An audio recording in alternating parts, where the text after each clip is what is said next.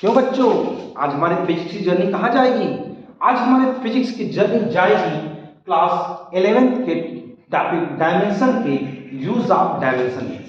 इसके पहले वीडियो में हमने यूज ऑफ डायमेंशन का पहला वाला यूज बताया था। आज हम यूज ऑफ डायमेंशन के दूसरे यूज पर चलते हैं, जो है checking the correctness of various formula, जिसकी मदद से हम क्या करेंगे, जो कोई भी फार्मूला हमारे पास है हम डायमेंशन की हेल्प से ये देखेंगे कि वो सही है कि गलत। इसमें कुछ भी नहीं करना, सबसे आसान यही है। इसमें आपके पास दो होता है, एक होता है LHS लेफ्ट हैंड साइड, एक होता है RHS राइट हैंड साइड।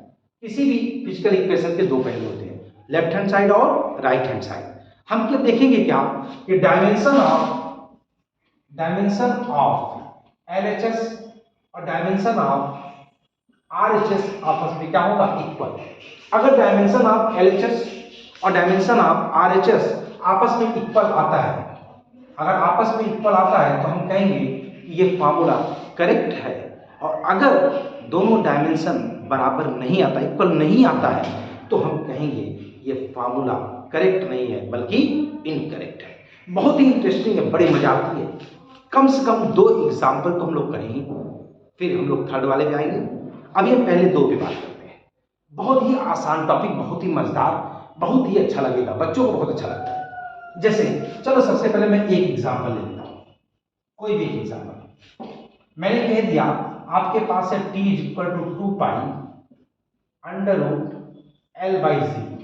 आप जानते हो this is the equation of time period of a simple pendulum. ये सिंपल पेंडुलम के टाइम पीरियड का इक्वेशन होता है, जहां पर t क्या होता है, t होता है टाइम पीरियड,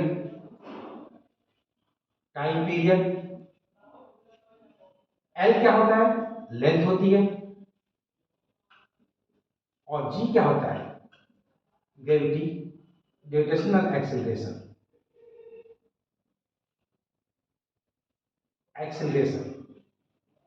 क्या होती है, ग्रेविटेशनल एक्सेलरेशन, गुरुत्वीय त्वरण। अब करेंगे क्या, हम कुछ भी नहीं करेंगे, सिर्फ दोनों तरफ के डायमेंशन को लिखने की कोशिश करेंगे। चलो right the dimensions on both sides. Right the dimension on both sides. ये क्या है, ये आपको मालूम है टाइम है, तो टाइम का डायमेंशन होता है t। ये मैंने लिख दिया t। अब हमने इक्वल टू लिख दिया। 2 का कोई डायमेंशन नहीं होता, पीछे मैंने लिखवाया है, पीछे की वीडियो में है। तो 2 का कोई डायमेंशन नहीं होता, पाई का भी कोई डायमेंशन नहीं होता। अब आते हैं रूट पर, इसको क्या लिखेंगे, रूट। L क्या है, L है लेंथ, तो लेंथ की डायमेंशन होती है L। अब आते हैं G पर। G क्या है, ग्रेविटेशनल एक्सेलरेशन। एक्सेलरेशन का डायमेंशन जो होगा वही ग्रेविटेशनल एक्सेलरेशन का भी होगा। किसी भी एक्सेलरेशन का वही होगा जो एक्सेलरेशन का होता है। तो एक्सेलरेशन का पीछे मैंने निकलवाया अभी वीडियो में, क्या होता है, LT-2। क्या होता है, LT-2, यानी L की पावर। यहां पे देखो मैंने लिख दिया LT-2। Is that clear? अब हम इसको सॉल्व कर देते हैं। साफ साफ दिख रहा है कि ये कट गया, आया क्या, यहां से आया t इज इक्वल, इसको क्या करेंगे, इसको थोड़ा ऊपर ले जाते हैं, आता है t की पावर 2, t2 आया। क्लियर? अब आपको मालूम है कि ये रूट से बाहर आएगा तो एक बार t आएगा, t, और यहां पे भी क्या आएगा, t। अब देखो डायमेंशन इक्वल है नहीं, यहां पे t की कितनी डायमेंशन है, 1, और यहां पे t की डायमेंशन कितनी है, 1। इसका मतलब साफ है कि dimension of LHS is equal to dimension of RHS, यानी कि लेफ्ट हैंड साइड का जो डायमेंशन है वो राइट हैंड साइड के डायमेंशन की क्या है, बराबर है, इक्वल है। इसका मतलब कि ये दोनों इक्वेशन आपस में क्या है, सही है, यानी कि इक्वेशन पूरी तरह से सही है। क्लियर? स्क्रीनशॉट लेना है। अभी मैं और एग्जांपल बताने वाला हूं, ठीक है। मैं इसको थोड़ा सा इरेज कर लूं तो बताता हूं, तो मैं इरेज कर लूं। चलो नेक्स्ट एग्जांपल देख सकते हैं। आपको फार्मूला पता है, v is equal to u plus a t. अगर मैं ए टी स्क्वायर लिख दिया मैंने, v बराबर u प्लस ए टी सही होता है, पर मैंने क्या लिख दिया, ए टी स्क्वायर। अगर मैं ए टी स्क्वायर लिख दूंगा तो डायमेंशन सेम नहीं आएगा। मैं दिखा देता हूँ ये।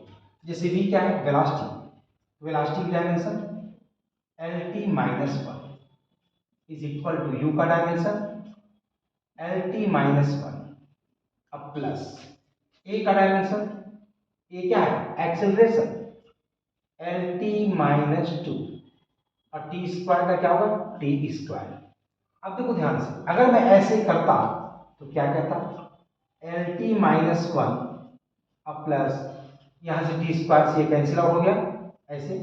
अब क्या बचा, ये ऐसे कैंसिल आउट कर लो, अच्छा सीधे ही लिख लो, कोई उससे फर्क नहीं पड़ता है। अब मत कैंसिल आउट करो, ऐसे भी लिख सकते हो डायरेक्ट।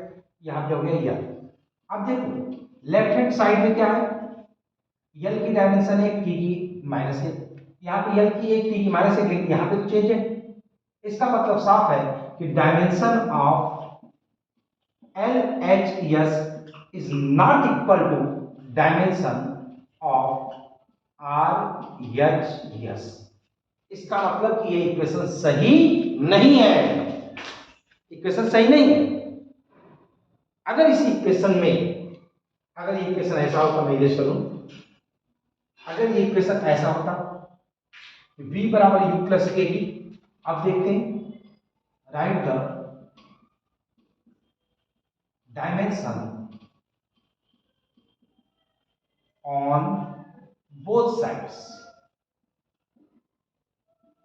क्या हो गया बेटा इसका, v का हो गया L T minus one, you भी वेलोसिटी है एल टी माइनस वन अब प्लस ए क्या है, एक्सेलरेशन। अभी मैंने बताया कि कोई भी एक्सेलरेशन हो सबकी डायमेंशन होगी एल टी माइनस टू, और यहाँ पे टी का क्या होगा, टी।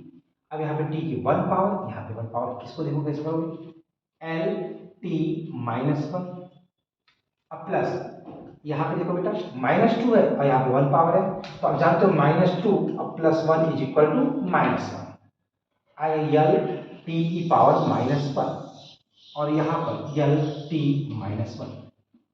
अब देखो यहाँ से एल टी की power minus one is equal to L T की power minus one, L T की पावर माइनस वन क्या है, दो बार है, इसको क्या लिख सकते हो, टू टाइम्स एल टी की पावर माइनस वन।